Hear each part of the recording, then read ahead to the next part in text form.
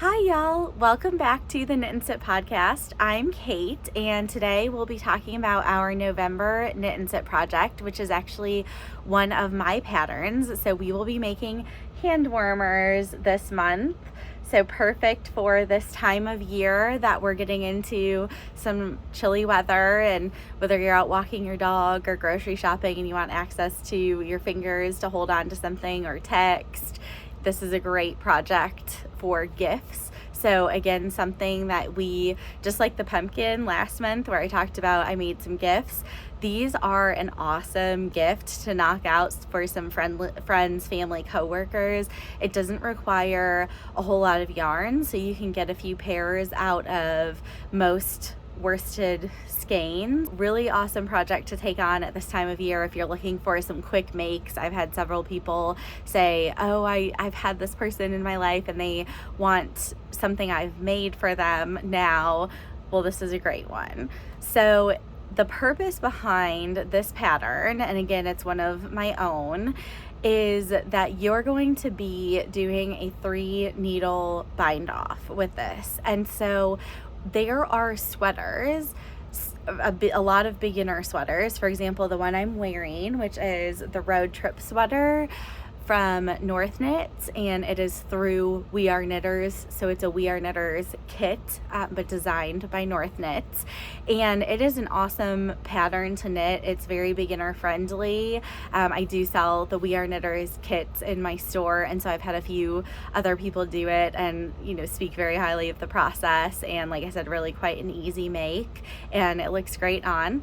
So I will say though, with a lot of seamed sweaters, I see different ways that they suggest to seam the shoulders, but by far the 3 needle bind off to me is the most neat and tidy way to seam your shoulder.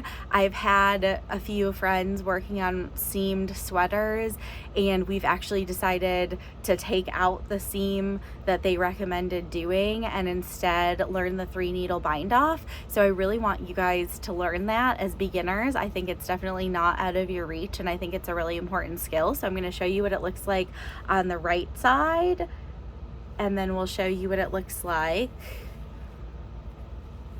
on the wrong side.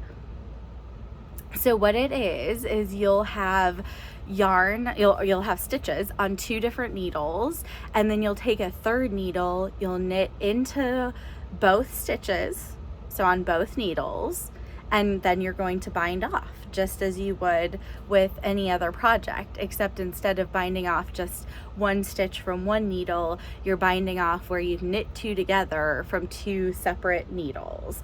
So like I said, it's a really great technique to learn, and it gives you this very nice, pretty clean edge. I mean, it is still a seam, so you can see with my sweater here again, it is a seam. I mean, you can tell that there's a clear seam, but different from the way that a lot of people recommend to seam a shoulder. I do think that this is a great way and very neat and tidy way to do that. Great skill to have in your toolbox for a beginner knitter, and then going into more advanced projects. So if you've been sticking with us in our 12 months of beginner knitting projects next year, then this is a really great time. We're talking the 11th month of our knitting, so we should be able to do the ribbed pattern of this very easily, going back and forth between knit and purl. So the pattern itself is really easy, and then we're just going to, like I said, seam up this side here up until however much you want for your thumb,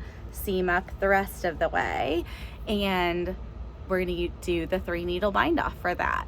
So here again, adding on skills for your 12 months of beginner projects as we continue to build into hopefully what will get you to feel confident to make a sweater starting in early 2025. So when I started knitting, it took me about 6 years, and a good friend who really pushed me and said, no, you can do this, to make a sweater.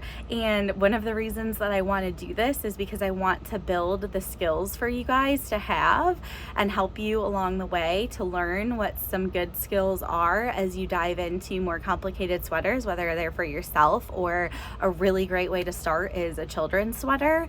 And so I want to give you all of those tools and to help you feel like you can really do this so that you're not 6 years into your knitting career making scarves and hats and blankets, which I was. And don't get me wrong, those are all really fulfilling. Anything that you do is great. I mean, you've made this, so take pride in that. So whatever you do, whatever your skill level, you did this, and that's amazing.